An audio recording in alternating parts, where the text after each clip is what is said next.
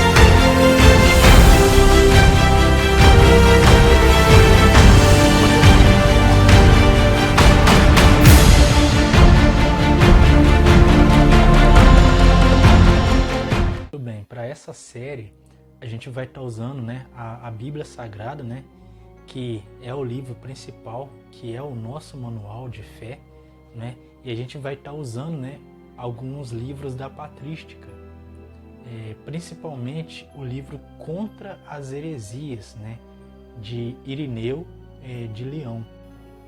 Simão o mago. Segundo a Bíblia, Simão ele era um feiticeiro, um usuário de encantamentos e magia negra, que ele se converteu ao cristianismo. Bom, se converteu entre aspas, isso na época ainda dos apóstolos.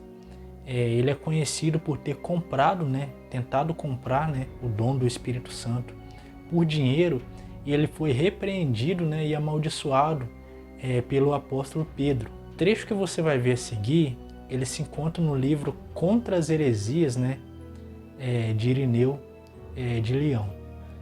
Olha só o que Irineu disse sobre esse Simão, o mago. Simão, o mago. Simão, samaritano, é o mago de quem Lucas, discípulo e seguidor dos apóstolos, diz: havia, há tempo, na cidade, um homem chamado Simão que praticava magia e excitava os habitantes da Samaria dizendo ser grande personagem, e todos, do maior ao menor, o escutavam e diziam: este é a potência de Deus, chamada grande. Apegavam-se a ele porque por muito tempo os fascinava com as suas mágicas. Este Simão fingiu abraçar a fé, pensando que também os apóstolos realizassem curas por meio da magia e não pelo poder de Deus, e que eles tornassem cheios do Espírito Santo os que criam em Deus, por meio da imposição das mãos e de Jesus Cristo que eles anunciavam.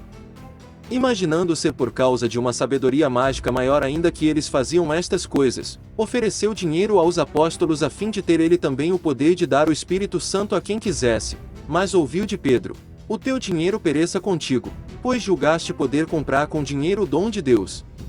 Não terás parte nem herança neste mistério, porque o teu coração não é reto diante de Deus. Eu te vejo na amargura do fel e nos laços da iniquidade. Ainda menos acreditou em Deus e pôs-se a rivalizar invejosamente com os apóstolos para se tornar, ele também, célebre. Por este motivo aprofundou em todas as artes mágicas a ponto que granjeou a admiração de muitos homens. Viveu nos tempos do imperador Cláudio, e até se diz que, por motivo da magia, foi honrado por ele com uma estátua.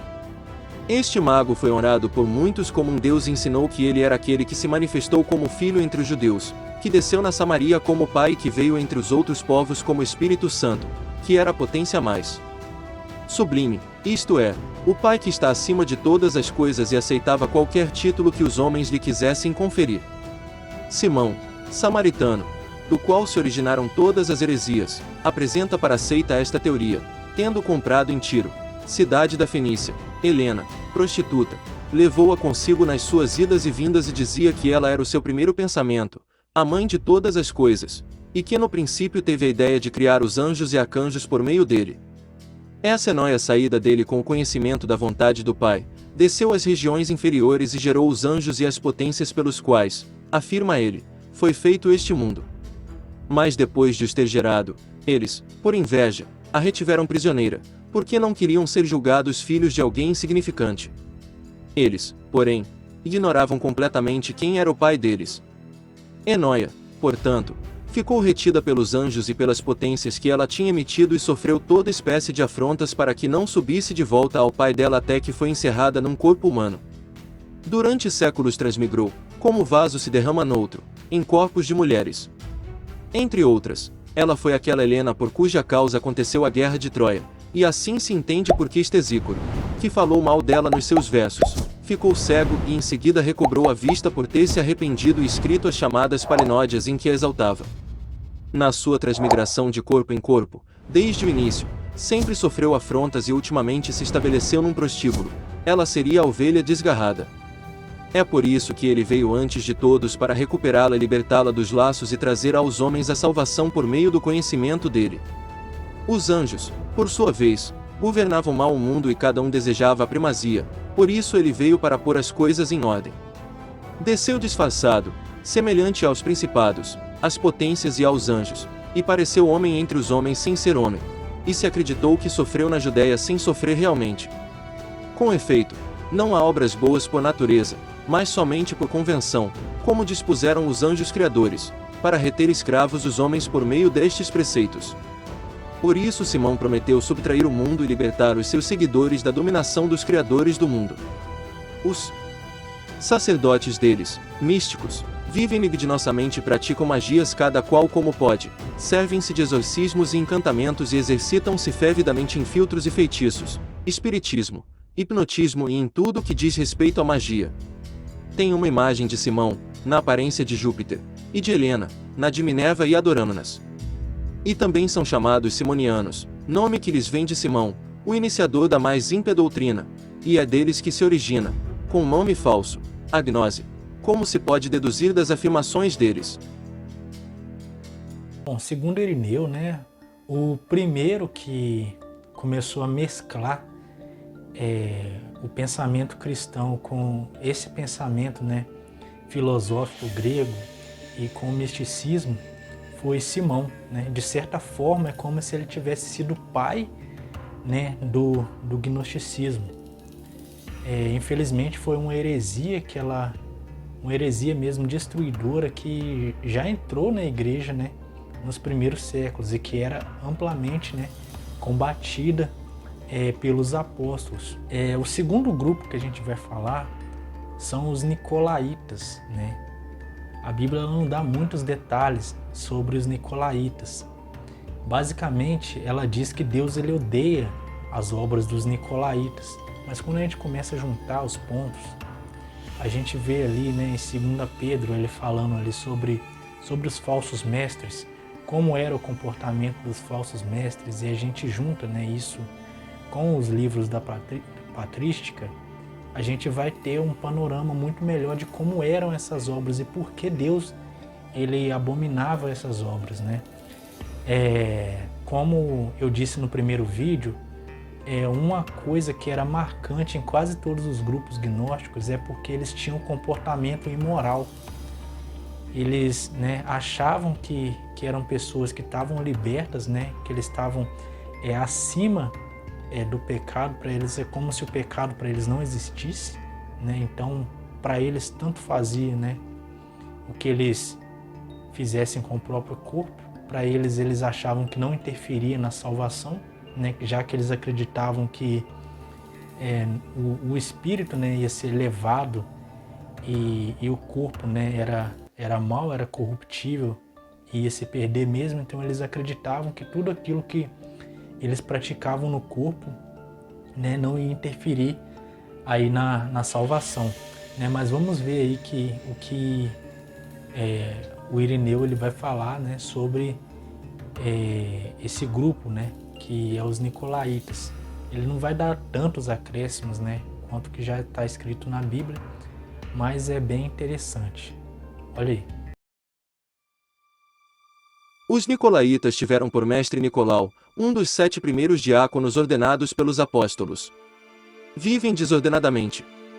São plenamente caracterizados no Apocalipse de João, porquanto ensinam que a fornicação e o comer carne oferecida aos ídolos são coisas indiferentes. Por isso é que está escrito acerca deles: tens em teu favor que odeias as obras dos nicolaítas, que eu também odeio. Bom, agora a gente vai falar um pouco, né, sobre a doutrina de Balaão, né? O que significa, né, na prática, ser um seguidor de Balaão. Bom, eu pontuei algumas coisas aqui sobre Balaão. Primeiro, Balaão, ele é uma pessoa que ele apostatou, né, do caminho certo. Quando a gente lê a história de Balaão, né, a gente vai se deparar com uma situação engraçada. Ela trata Balaão como um profeta que ele se apostatou do caminho certo. E a gente vê que a própria Bíblia vai corroborar com isso, porque Balaão, ele era um homem que Deus de fato ele falava com ele. Deus de fato falava com Balaão. Segundo ponto, Balaão ele praticava, né, a adivinhação e a feitiçaria. Vamos ver o que o texto bíblico vai nos mostrar sobre isso. Vendo Balaão que bem parecia aos olhos do Senhor que abençoasse a Israel, não se foi esta vez como antes ao encontro dos encantamentos, mas voltou o seu rosto para o deserto. Números 24, versículo 1. Outro ponto, né, sobre Balaão é que ele profetizava por salário. Você está em 2 Pedro, no capítulo 2, né, no versículo 15.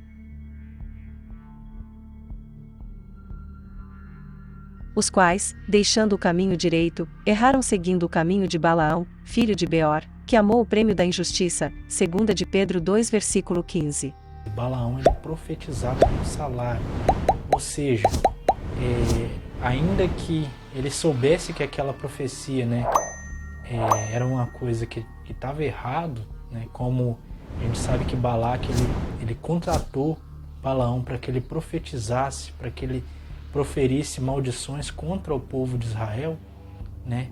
Balaão ele fazia tudo por causa da ganância, ainda que ele soubesse que aquilo ali era errado, mas ele fazia pela própria ganância. É claro que a gente sabe que Deus não permitiu, né, que Balaão fizesse aquilo que ele estava nos pensamentos dele de fazer, mas o fato é que ele era um homem que ele estava acostumado a profetizar por salário.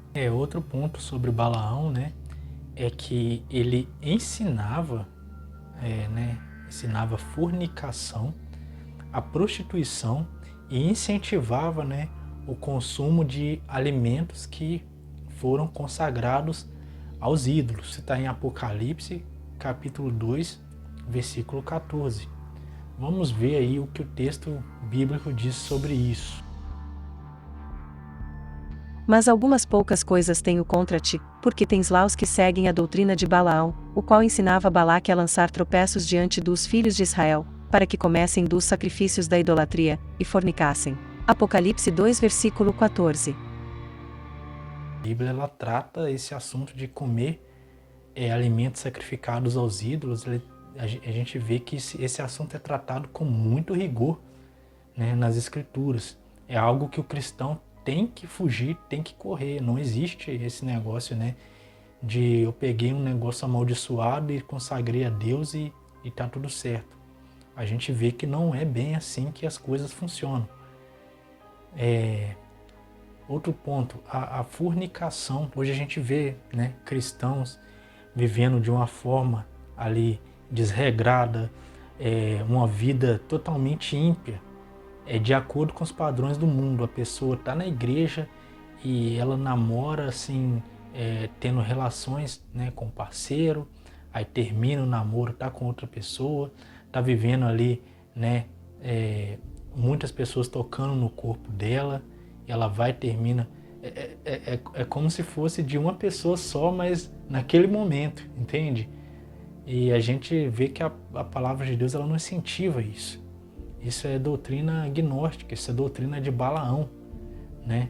O cristão, o namoro cristão, ele tem que ser um intuito de você conhecer uma pessoa que você vai ou não passar o resto da sua vida com ela.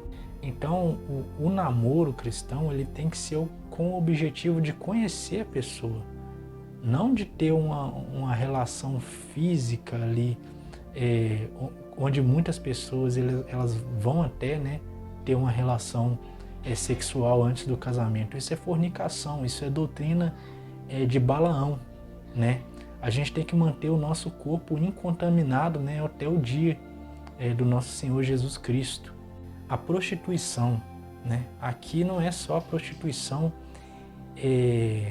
no sentido da carne, né? A prostituição física, mas a gente sabe que a pessoa andar após, né, outros ídolos, isso é prostituição.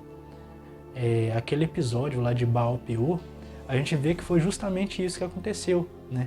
Além dos israelitas eles estarem praticando a prostituição propriamente dita na carne, né, no corpo, a gente sabe que eles também se prostituíram após outros ídolos. E por causa disso, né, a ira de Deus se estendeu sobre todo Israel, né? Então a gente vê que tudo isso foi incentivado por Balaão, né? Um profeta que ele se desviou do caminho certo, né? Se desviou a sua conduta, e que a sua doutrina ela causa destruição, né, para o povo, né? O povo acha que está fazendo as coisas de acordo com a palavra de Deus, mas na verdade não passa de uma imoralidade, né? Uma prostituição tanto física quanto uma prostituição espiritual, tá joia? Então, por isso que Jesus ele abomina. Jesus abomina, né, as obras dos nicolaítas. Jesus é contra aqueles que seguem os ensinamentos de Balaão. Então, a gente vê que Jesus ele nos chamou para levar uma vida santa, uma vida totalmente separada. E a gente vê que o que esses grupos gnósticos eles faziam, eles prometiam a libertação, algo superior, mas que na verdade escravizava as pessoas no pecado, né? E hoje não é diferente. Hoje a gente vê muitas pessoas, elas falando, mas eu sirvo a Deus, mas eu pratico isso aqui, não tem nada a ver, né? Quando você começa a falar de santidade, as pessoas começam a te chamar você de hipócrita, começam a falar que não tem nada a ver, eu pratico isso aqui, mas isso aqui não tem nada a ver. É claro que tem. Tudo, né, vai ser levado em consideração no dia do nosso julgamento. E nós devemos nos lembrar que as nossas obras, aquilo que a gente pratica, isso escandaliza o próximo, né? Isso faz com que pessoas que estão ao nosso redor, elas venham se perder, né? Então é necessário que a gente leve essa vida santa, essa vida separada. Tá aí, né? A gente pontuou, né, algumas coisas, né, sobre a doutrina, né, dos principais grupos gnósticos que a gente vai ver a Bíblia falando, né? Tem muitos outros grupos, mas eu não trouxe aqui porque não seria relevante para o vídeo, porque são coisas que a gente não vai ver ali na Escritura, né? Mas esses eu resolvi pontuar, esses eu resolvi trazer nessa série, porque são coisas que a gente vai ler na Bíblia, mas que a Bíblia ela não traz tanta, né, profundidade sobre esse assunto. O próximo vídeo a gente vai pontuar, né, a crença cristã. A gente vai fazer, né, uma separação entre a crença cristã e a crença gnóstica, tá joia? Então, eu espero que esse assunto tenha trazido edificação para você, principalmente salvação, porque talvez você vinha levando uma vida, né, fora dos caminhos de Deus, mas hoje é tempo de se arrepender, hoje é tempo de voltar atrás, hoje é tempo de aceitar Jesus e viver uma vida, né, santa, junto com Ele, para que você possa obter, né, a salvação que Ele tanto, né, preparou para você. Então, né, até o próximo vídeo. Que Deus abençoe a sua casa, a sua família. Que Deus te abençoe e que a salvação do Senhor Jesus esteja com vocês.